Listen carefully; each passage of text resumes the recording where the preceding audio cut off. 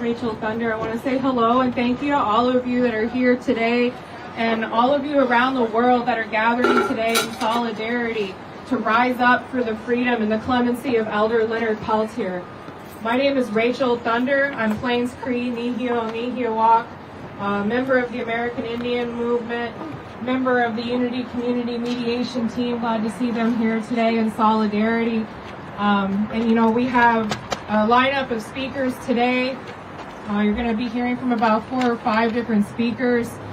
There's going to be a statement that's going to be read at the end that was written by Elder Leonard Peltier to share today on this day of solidarity from him, from his home down in Florida right now. So again, I just wanted to thank you, and I'm going to hand it over to our first speaker. We're going to hand it over to Al Flowers because he's a busy man and he's got places to go apparently after this. So thank you, Al. Thanks for being here. Thank you, Rachel. I come on behalf of our leader and historian Spike Moss, who usually will be here, but he said he gave me the blessing to come and say something about Peltier for his freedom and what we believe in. And the black community in the United States has survived the horrors of being enslaved, being excluded, brutalized, and rejected in our country. Our Native American brothers and sisters have suffered mightily as well, standing up for their rights, defending their culture, and building on their strength and assets as a sovereign nation in our country. We have a bond. Our black and Native community together, we have worked for freedom and justice for all. That's why I'm here today to support the call for the freedom of Leonard Peltier. The United States of America spent centuries persecuting our Native brothers and sisters, even supporting genocide and claiming they had vanished from this land. In recent years, we have made some steps toward righting those wrongs, but we have miles to go on this road. And I say this even to the government. You let Victor Govt out, a convicted Russian arms dealer who had a lot of blood on his hand from this country, about this country. It's time to do the right thing, particularly from my Native brothers and sisters. It's that time, and I'm glad to be here and united with our Unity Community Mediation Team that me and Rachel is a part, Frank Carroll is a part of it, and I'm standing here, and I'm proud to say I'm a great friend of Clyde Belcourt, and I will stand with the Native American community for whatever you're fighting for. It's your land. We got enslaved in this land, but we know what it's all about, and we got to continue to fight together. And that's why I'm here today to support Rachel and the Native American and American Indian movement. Let's fight together and let's free Leonard Peltier. Thank you.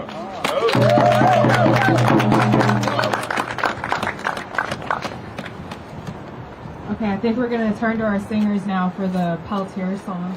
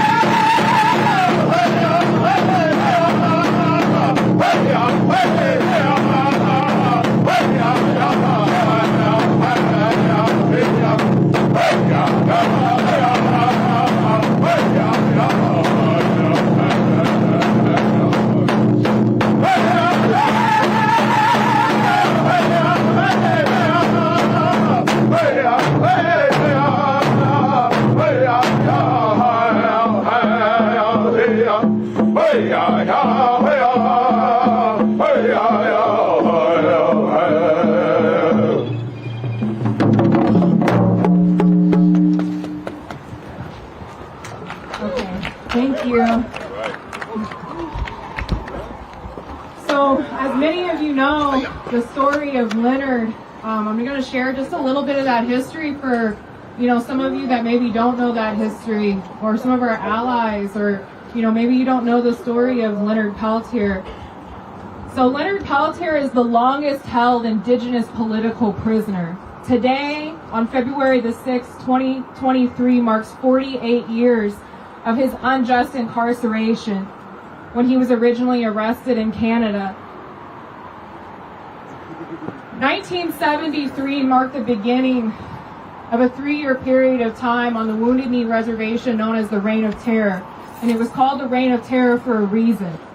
The corrupt tribal chairman and council and his goon squad, the guardians of the Oglala Nation, were attacking and persecuting the traditional people of the Pine Ridge Indian Reservation.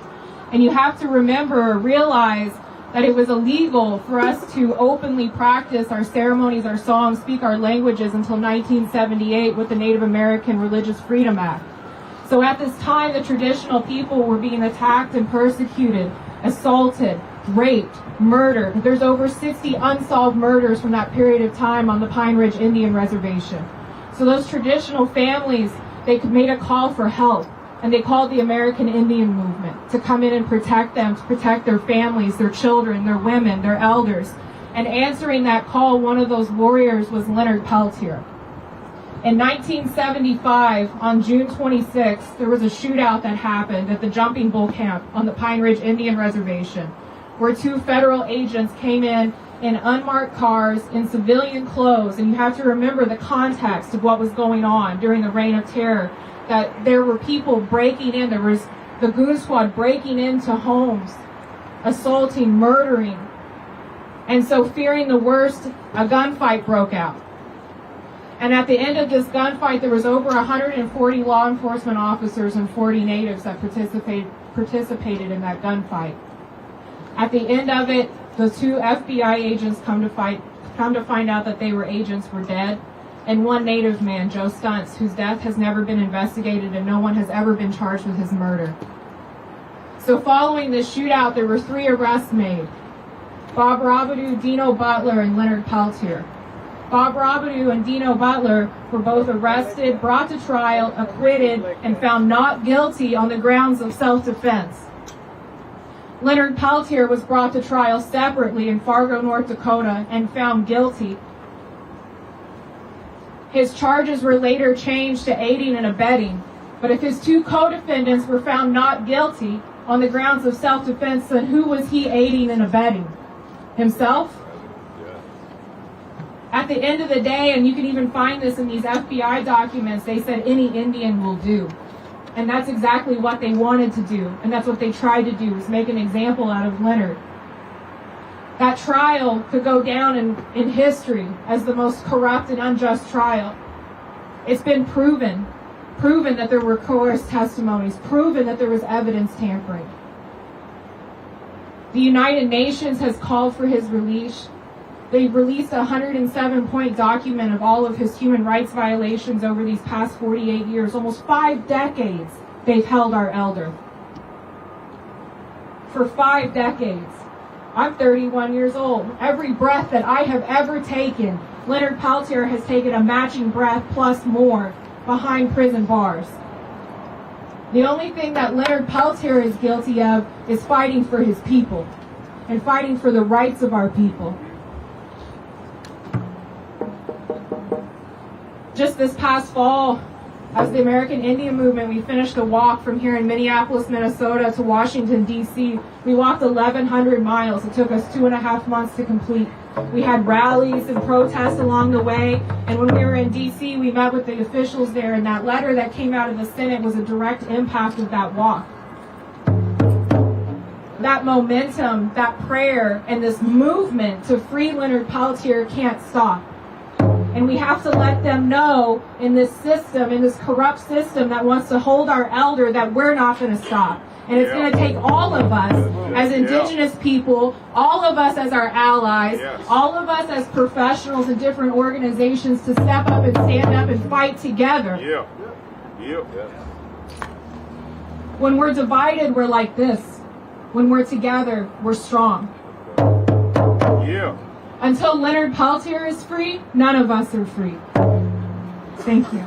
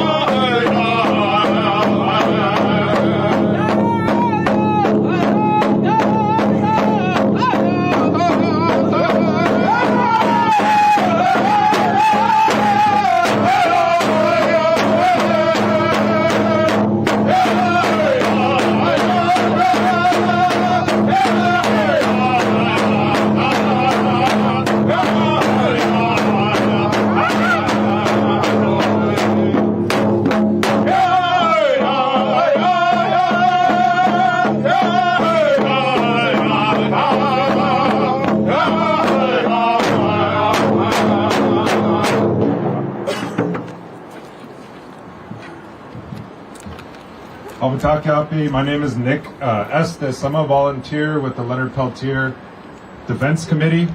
And I've known Rachel and Vinny and these guys when they first started off on the walk. And I've been working on the campaign for actually a little over a decade now. This will be my 10th year. And like Rachel, Leonard Peltier has been in prison my entire life as well. But over the years, when I first started, we had a federal prosecutor, James Reynolds, who came forward and said that as somebody who worked on his appeals case, as somebody who helped keep Leonard Peltier in prison, that he felt that it was unjust. That was a federal prosecutor. And now today, we have a retired FBI agent that was stationed here in the Minneapolis field office named Colleen Rowley, who wrote a letter to President Biden calling for clemency for Leonard Peltier. And I'll introduce Colleen a little bit so you know how historic and important this is, because she's the first FBI agent close to this case that has come out for Leonard Peltier's clemency. And that's significant. And so I want to call Colleen up. She's going to read a letter that she wrote to President Biden last December.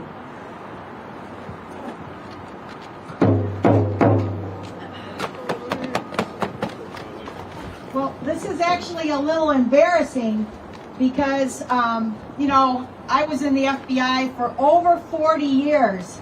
So it's taken me that long to actually realize that this is so unjust. So it's very embarrassing in a way.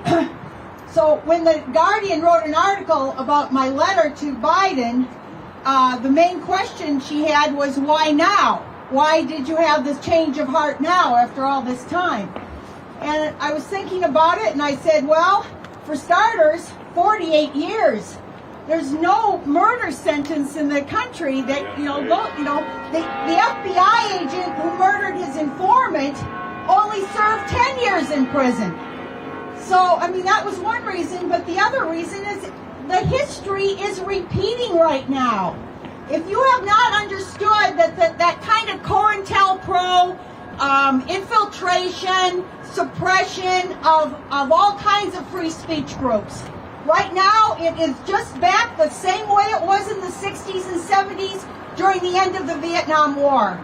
And so, to stop this, and the other thing is Leonard Peltier right now, because people have realized the injustice, he's only being held there because the FBI director decided to write the same old letter that he's been writing every time just to get the FBI bonded together. This is a group think type thing. If you know the policing world, it's always this idea of good guys versus bad guys. And when you stoke that up, honestly, you get problems. This us versus them attitude. Anyway, okay, this is my letter. Dear President Biden, I am a retired FBI special agent who over the course of my nearly 24-year career in the FBI, including over 14 years in the Minneapolis division that covers Indian country work in North and South Dakota, became quite familiar with the Leonard Peltier case and also acquainted with some of the prosecutors and agents stationed in the Dakotas who were more directly involved. From my earliest training days at the FBI Academy in Quantico, I, like thousands of other FBI agents, was steeped in the FBI's version of the tragedy that took two young agents' lives and has imprisoned Leonard Peltier for nearly 5 decades.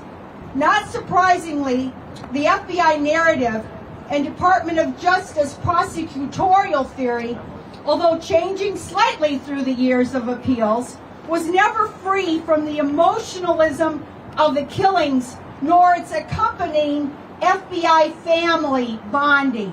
That's a big, that comes from J. Edgar Hoover, by the way, the FBI family. I was a bit surprised, however, to see some of that us versus them law enforcement notion of family still get added to current FBI Director Wray's response to Peltier's latest clemency request. Instead of a more professional, just the facts, ma'am, until I remembered that Wray's letter was intended to be internal and not to be made public. In line with the general theory of the adversary system, I'm going to skip this about the adversary system. Anyways, the adversary system is not perfect, obviously.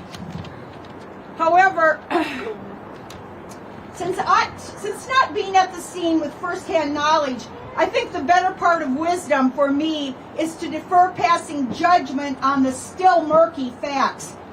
However, what I think becomes most clear is that the long-standing, horribly wrongful, oppressive treatment of Native Americans in the U.S. played a key role in putting both the agents and Peltier in the wrong place at the wrong time.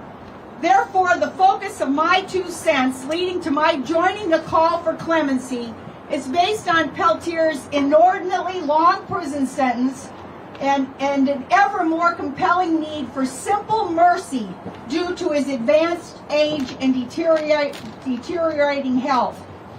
And then, of course, I talked about comparing this to other murder sentences in the country. Retribution seems to have emerged as the primary, if not sole reason for continuing what looks from the outside to have become an emotion-driven FBI family vendetta. I was taught, however, in law school that retribution, as one of the 5 objectives of the criminal justice system, should no longer be considered primary, but should be balanced with rehabilitation and other more restorative goals. Justice needs to be tempered with mercy. In fact, the good thing about the official Truth and Reconciliation inquiries adopted by South Africa to deal with its horrifically violent past did produce a measure of actual truth and healing, benefiting all parties, including victims and witnesses. Facts that would have remained murky under a true adversary system were finally able to be clarified. For these reasons, I will now join many other truth and justice seekers, along with a growing number who actually, like myself, enjoyed long careers working in the criminal justice system, to say enough is enough. Leonard Peltier should now be allowed to go home.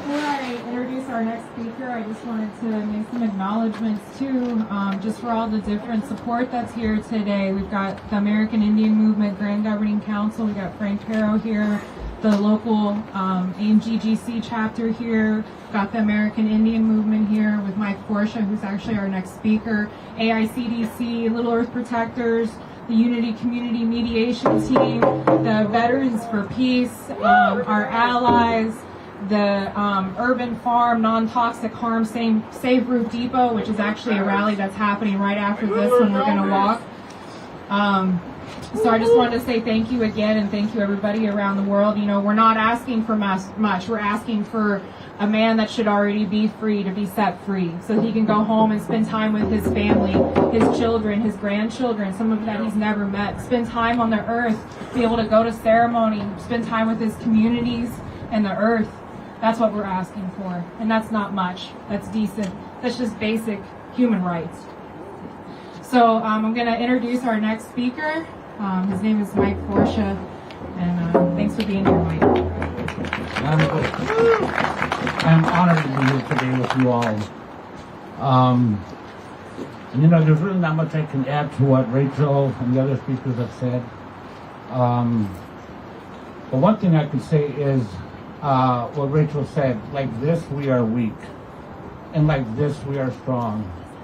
And today we are united. The American Indian movement all across the country, all chapters are holding events. Indigenous people across the world and truth and justice seekers around the world are holding events. So I was only 10 years old when I started with the American Indian movement at the Little Red Schoolhouse in 1973. And as a little kid, I didn't know any of this, what was going on. Absolutely nothing. It wasn't until I got older and through osmosis, through the people, I started hearing the stories of what happened. And I've never met Leonard. I was about 10, 12 years old when this all took place. And like she said, you have to remember what was going on. The local police department on the reservation was working with the FBI. They weren't investigating any of the murders that were happening. And so they called for the American Indian movement. And it was because of that. Later on, it was found out that they found out that Wounded Knee, Kyle, and the Jumping Bull Ranch were AIM strongholds. And that's why they were targeting these places. And so, as the American Indian movement, we have to stand with our brother Leonard. Look it up. There's so many facts. All these people are saying, let him go. Let him go. And Joseph Stunt's death, it was never investigated. Nobody ever was charged with that. And they say this is not the FBI of the past. Well, if that's the case, they should do something about it. And look at the facts. Because otherwise, I'll be joining a list of people who today, the Republican Party is asking for the FBI to be defunded. They don't trust them. Well, we've been saying that for how long we didn't trust the FBI. So if they really changed, and they're not the same as they were back then, they can do something about it. And I do believe that today our voices are going to be heard. Those songs are going to be heard. Those drums are going to be heard. And it's going to make a difference. I guarantee you today is going to be the day that is going to be the change for Leonard. Big which I appreciate it.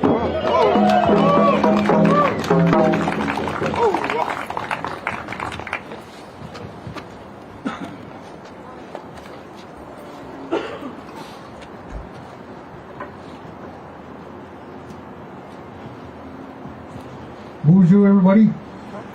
Before we wrap up here today, I just want to, when I seen that Little Earth van pull up behind me and I seen the elders getting out from Little Earth, I just want to acknowledge our elders from Little Earth.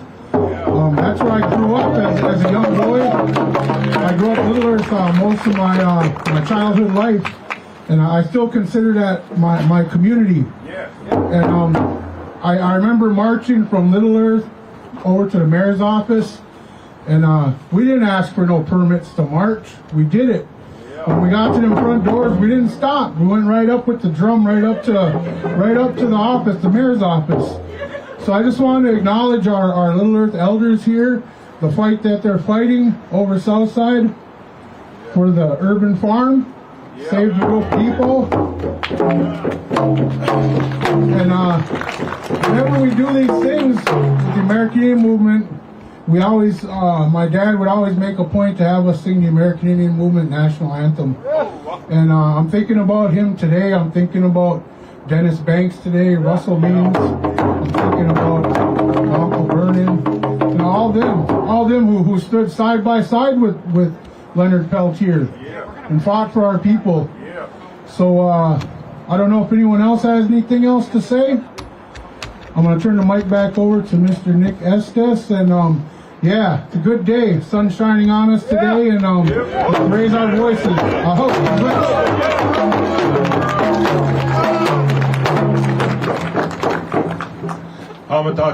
My name is Nick Estes. I'm just reintroducing myself. I'm with the Red Nation, an organization that we founded in Albuquerque, New Mexico in 2014. And that's when we began to work closely with the International Leonard Peltier Defense Committee, which was formerly headquartered in Albuquerque. Because we believed at that time that President Obama would find humanity and grant Leonard Peltier clemency. Because the AFN, the Assembly of First Nations, told us they had a meeting with Obama and Biden when he was the vice president. And they said, we want Leonard Peltier to be free. Because the way you extradited him, not only on a false testimony by Myrtle Pourbear, a coerced witness who later recanted, but also that you violate the inherent sovereignty of indigenous peoples to cross what we call the medicine line, going north to Canada, that you violated the Jay Treaty because Leonard Peltier's ancestors were signatories to those treaties with both the Crown in Canada as well as the federal government here in the United States. And those chiefs in Canada said, enough is enough. You lied about the extradition. Let him go home. You lied to us. That was under Obama. There's no way that Biden today doesn't know. I have confirmed with multiple people who are in his administration.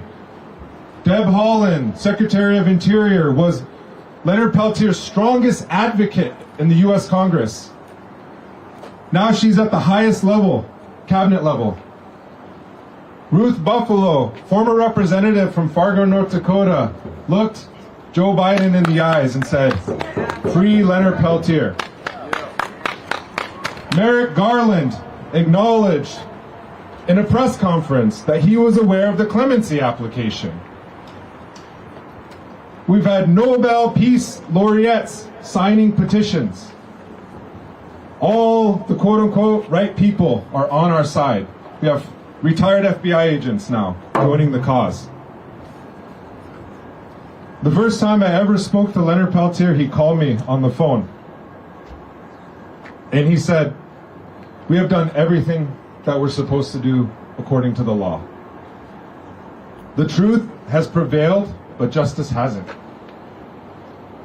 And the reason why we are standing here today is not because of all these, high up people, some of whom are doing great things on behalf of Indigenous people, but because the memory and the spirit of the American Indian movement and Leonard Peltier lies with all of you here today.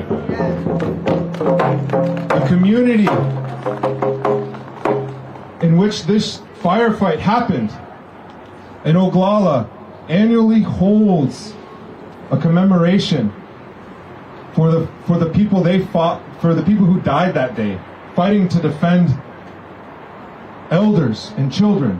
If you look at the FBI list of suspects who were there on that day, who were part of the American Indian movement, half of them were under the age of 18. Most of them were barely in their 20s. What kind of military group is that? They call it the Jumping Bull Compound.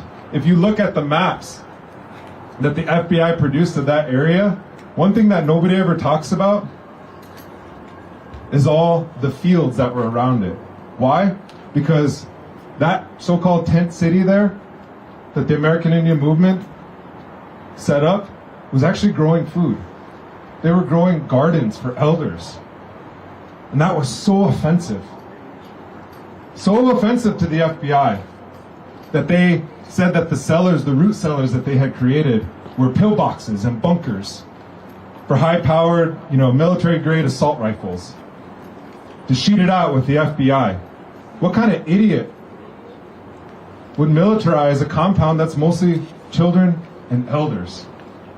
It's absurd. There's so many things wrong with the FBI's narrative. I don't even need to get into it. But the thing is, the movement that became the international indigenous movement that got the UN Declaration of the Rights of Indigenous People in 2007 began in that humble part of the reservation. Some of the poorest people in this hemisphere said enough is enough.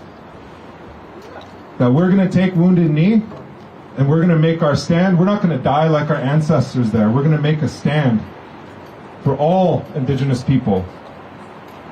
It was there that they also decided that they're going to take the treaties to the United Nations.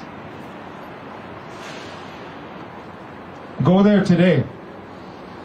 It's just grassroots people. The people who came and joined the American Indian movement in Washington, D.C., humble people, just showed up. They're the reasons why we're standing here today. Remember that.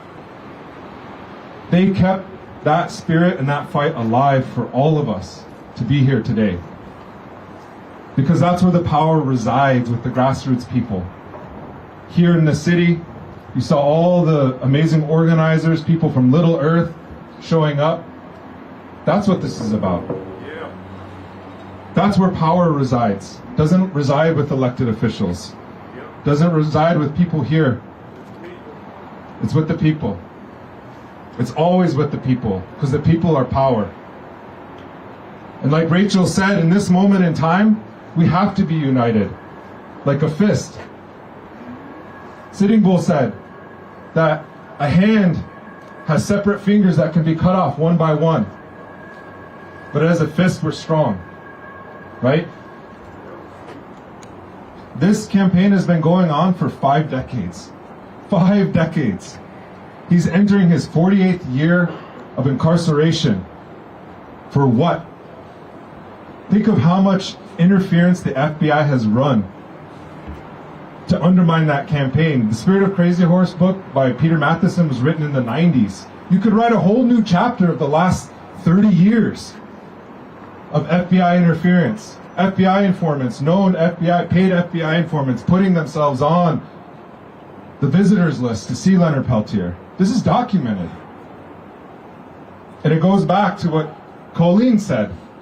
All this boils down to is an FBI family vendetta. And the only reason he's sitting in prison is because of retribution. And if they can do it to him, they can do it to anybody. And they have been doing it. And I would go a step further than my friend Mike Porsche. I would say that we do need to investigate the FBI. At the time the Church Committee happened in 1975, Patrick Shea, one of the assistants for that committee, actually began to schedule hearings on the FBI's surveillance and persecution of the FBI on June 23rd, 1975.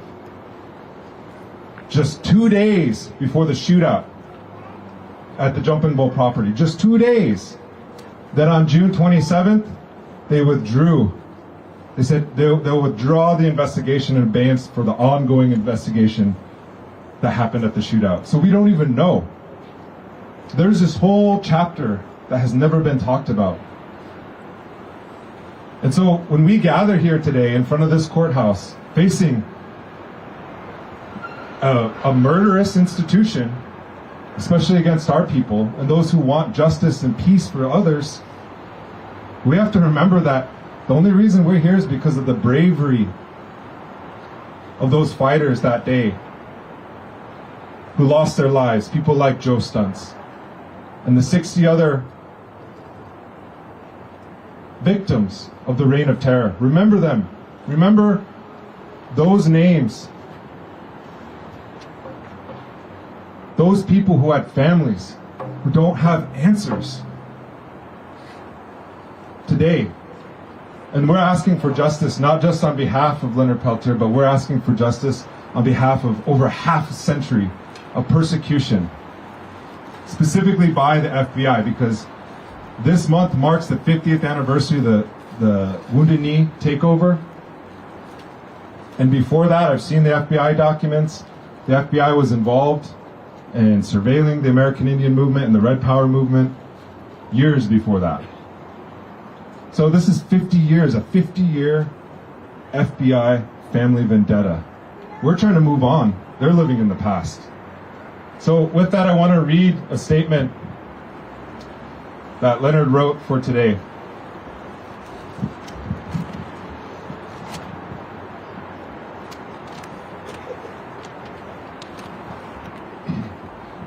Greetings, my friends, supporters, loved ones. I know I've probably said this or things like this many times. Every time I say it, it is as heartfelt as the first time. From the bottom of my soul, I say thank you for your support. Living in here year after year, day after day, week after week, plays on your concepts of time and your process of thought beyond what you can imagine. Every day, I have to say a prayer in the morning about keeping my spirit up and the spirits of our people. The struggles of the American Indian movement, which are the struggles of all of us, have never ended for me. They go on, week after week, month after month, year after year. When I speak, sometimes I think I may sound a little bit too sensitive. But my love for my people and the loves supporters have shown me over the years is what keeps me alive. I don't read your letters with intellect. I read them with my heart. My imprisonment is just another example of the treatment and policies our people have faced since the arrival of the first Europeans. I'm just an ordinary man, and I come from a live and let live society like all our people. And yet we have to live in a state of survival ever since Columbus landed. There's nothing about my case, nothing about the Constitution, which is a treaty between the American people and the government, that warrants my continual imprisonment. They have historically imprisoned or killed our people, taken our land and resources. Anytime the law was in our favor, they ignored the law or changed the law to benefit their agenda.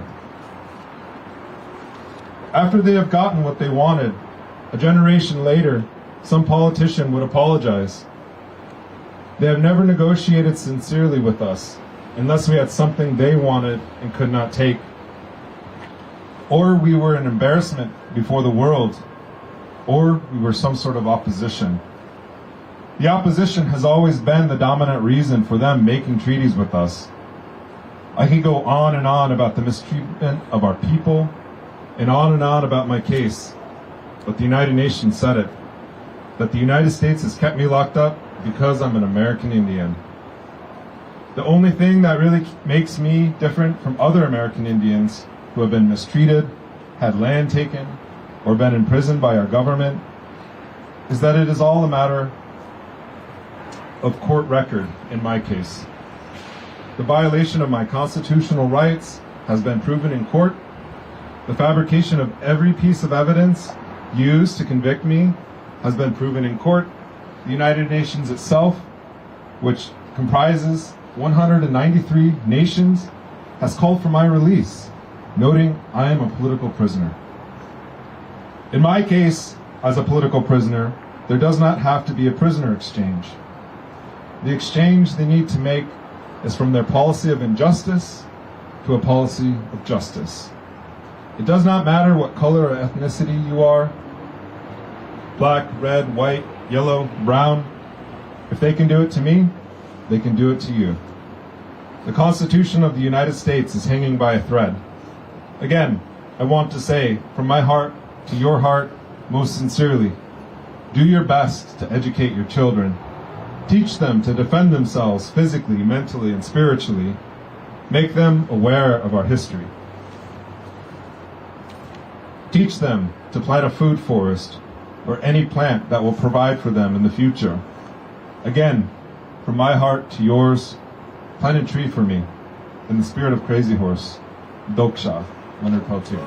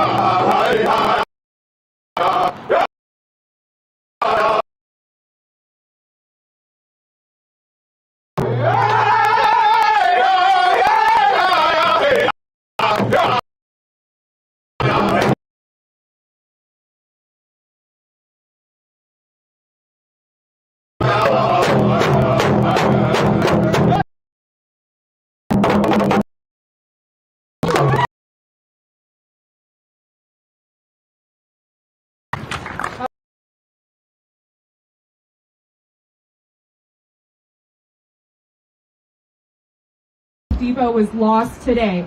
So we're going to make our voices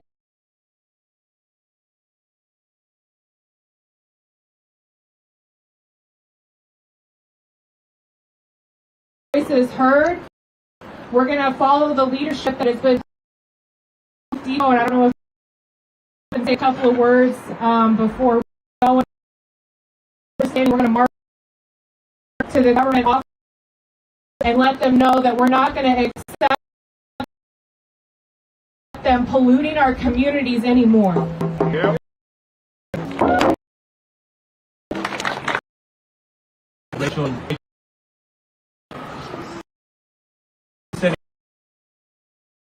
And we're experiencing that here at a local level We see it nationally. The system is working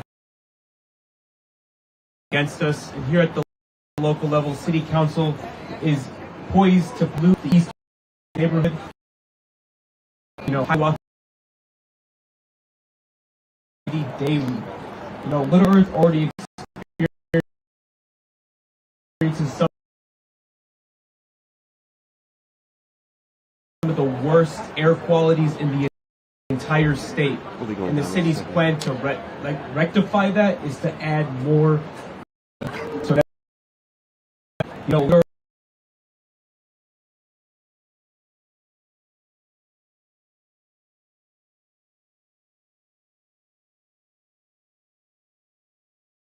their time to develop it and to see it happen, or quite frankly, City of Minneapolis, move the fuck off our land.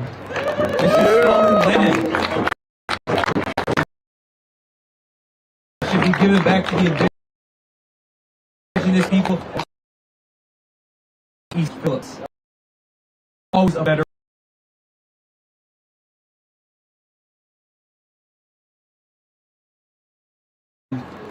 We lost one trial.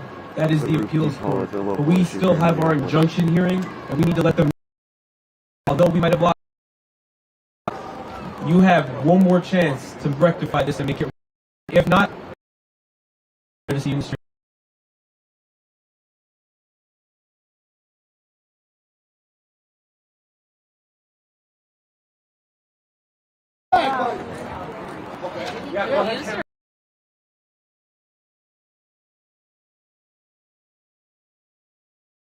Rise Up for Peltier. You want to introduce yourself and just tell folks what's going on here today?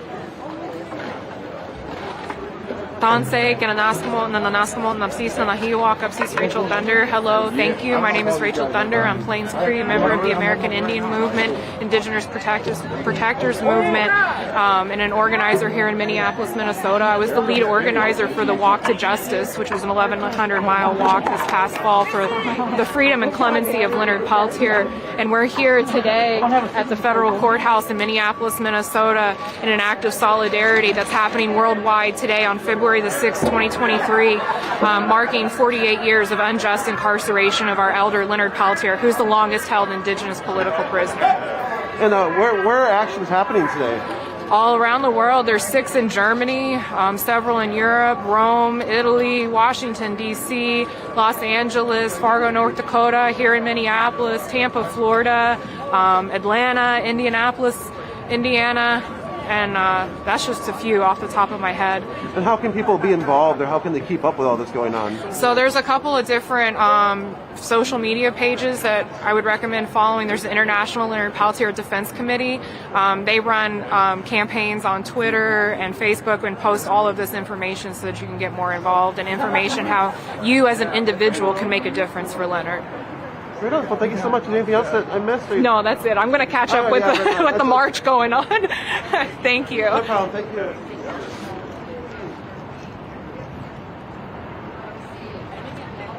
All right, one more second. I'm going to try to grab one more interview. Again, we're in Minneapolis, Minnesota. Rise Up for Peltier. We're going to try to be live in Rapid City as well. Not sure if it's going to work out. Keep following Indian Collective. Again, we're just here live to amplify this. One second.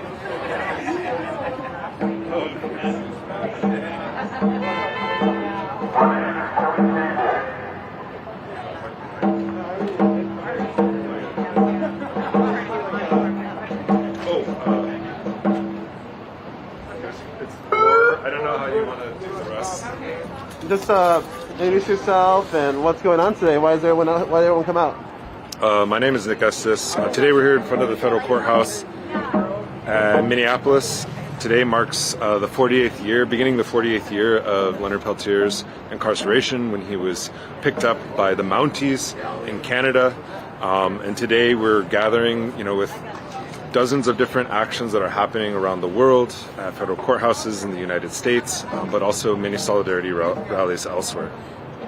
I think for Indigenous people, like the American Indian Movement, we've been following Leonard Peltier's case for a long time, being aware. What would you tell some other social activists and social movement spaces who's not aware of this long-standing POW? I guess what would you tell them and why they should know about this? You should know about Leonard Peltier because he represents the unfinished business of the United States in trying to crush indigenous resistance. And he represents a time period in which there was, active resistance against the federal government to protect land, and also just to protect people. He was in Pine Ridge at the time when Pine Ridge had a higher murder rate, almost 8 times that of Chicago, and this was because of the Reign of Terror. And so people need to understand that what happened to Leonard Peltier has been happening to activists, anyone who takes a stand against the system today. That the FBI was involved, in infiltrating not only left-wing groups but also right-wing groups. We know this from the Capitol riots that they had an informant who actually helped orchestrate the riots there. So they have a responsibility and they need to be held accountable for this. It's not just about freeing Leonard Peltier, it's also about justice and understanding the unjust persecution of activists who are defending forests in Atlanta against the expansion of the police state, or activists who are water protectors who are blocking oil pipelines. This is all connected. The fight has come full circle. We'll probably come over there after this. And then, I guess, how can people keep up with your work if they want to? And then, I guess that's it. Sure. I'm with the Red Nation. It's therednation.org. You can find us on Twitter, social media. We did an excellent interview with Colleen Rowley, who's the FBI agent. She explains a lot of this kind of history that I've been talking about and confirms a lot of the things that we thought, about this case. So check that out. Also go to whoisleonardpeltier.info. That's the main website for the International Leonard Peltier Defense Committee. All right, thank you so much. Yeah. Good to see you, Lorenzo. This is my partner. I can say hi in a second. Come on. Hi. Lorenzo. I'm Lorenzo. Nice to meet you too. Let me try this thing here. I'm going to try to talk. Hey, what's up? This is Lorenzo Serna, Director of Tactical Media here at the NDN Collective. We wanted to bring you here live for Rise Up for Peltier. There's events all over the country, all over the world. We're going to try to bring you live from Rapid City as well. I'm not sure if it's going to work out, but keep following those hashtags online. We did share Nick Estes' interview, so if you go through our Twitter feed, at least I know it's there somewhere retweeted. And we were in Washington, D.C. for the Walk for Leonard. We heard a lot of the speakers there, but you can see that things are continuing to move. The Ask for Clemency continues, and we're going to keep trying to follow this this year a lot. So let's keep following Indian Collective and everyone else who has shared on that. Look at all those hashtags and keep sharing. Right now is the day of international solidarity, but it's also, I think it's important to know, as this event was ending here, there was actually a march that was going to City Council, which actually is a building right next to me, to talk about a roof depot issue in near Little Earth. So this is an international day of action. Like, everyone's coming together. We're sharing the same hashtags. We're talking across countries, across the world. But the things in these cities, local cities, are still moving. And so here in Minneapolis, there's a local issue where the roof depot was trying to be turned into a local, sort of like garden food, a place to provide food to the local communities, and then the city wants to turn it into a gravel pit. And so the city looks like they're moving forward with their plans. People are not happy about it because it's a impacted community already, impoverished community already, and now they're just bringing more waste and pollution. People have huge issues with it. Again, local issues are ongoing. Local organizing here in Minneapolis is ongoing, but again, today is Rise Up for Peltier, so we came out here for the International Day of Action, but then we just heard about that. So again, everywhere you're at, you can get involved wide scale, but also locally. So have a good time. Anyways, Lorenzo Serna, Director of Tactical Media. They, them are my pronouns. I'm Chicanx. Much respect to you all. Minneapolis, Minnesota, about to take this down, and let's keep following Indian Collective. Peace. I guess just bring it with us. Because we got it for both of you guys. That was good. We kept it in an hour.